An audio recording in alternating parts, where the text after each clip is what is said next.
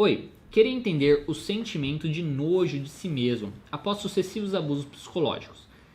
Sei que quem sofre violação sexual também tem nojo de si, mas no meu caso, as violações são dos meus limites pessoais e isso abalou a minha autoestima.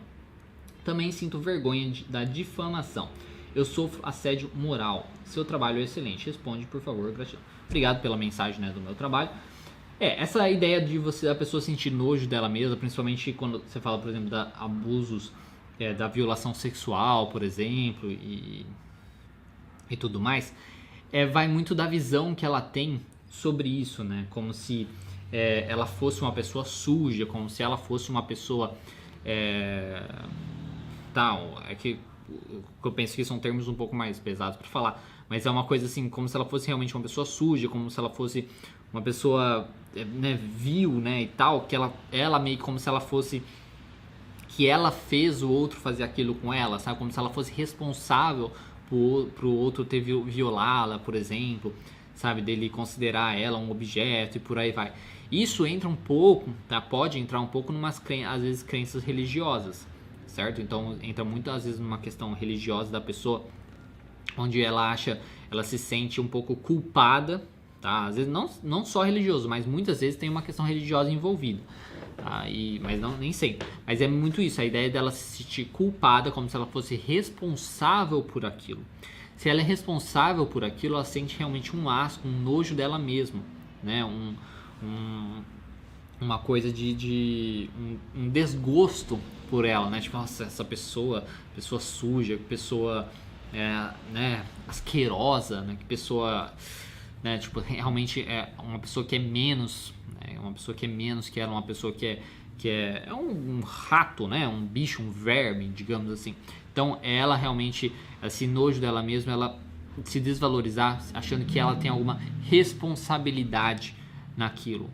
Porque se ela consegue entender que ela é vítima, não tem por que ela sentir essa repulsa dela mesma, né? Ela sentiria a repulsa e tal de quem cometeu as coisas contra ela, né? Se ela entende que ela é a vítima, ela sente a repulsa do outro, sente a repulsa às vezes do mundo, né? Tipo, poxa, porque o mundo funciona dessa maneira, porque as pessoas se tornam dessa maneira, né? Por quê? Porque nesse sentido. Agora, sentir dela, né? Você sentir de você como se você tivesse uma responsabilidade naquilo, né? Como se você pudesse às vezes ter evitado aquela situação e você não evitou e por aí vai. Aí você sente realmente esse nojo de você, como se você, como eu disse, pudesse ter evitado, como se você fosse uma pessoa tão ruim quanto a outra pessoa. Que quando você coloca violações são violações dos seus limites e isso abalou a sua autoestima, né? Então, aí o nojo, né, às vezes pode ser, na explicação aí, pode ser justamente você ter deixado a pessoa ter violado os seus limites pessoais, certo? Então, você permitiu, na sua cabeça, tá? Você permitiu que a pessoa tenha violado, aí conseguisse violar os seus direitos pessoais e tal, seu espaço pessoal, seus limites, e aí você realmente abala a sua autoestima, porque se você tem uma parte de responsabilidade nisso na sua cabeça, aí é motivo de você ficar desgostosa, né? Ter um nojo, um desgosto de você mesmo, certo? Aí, por exemplo, você sofre o assédio moral.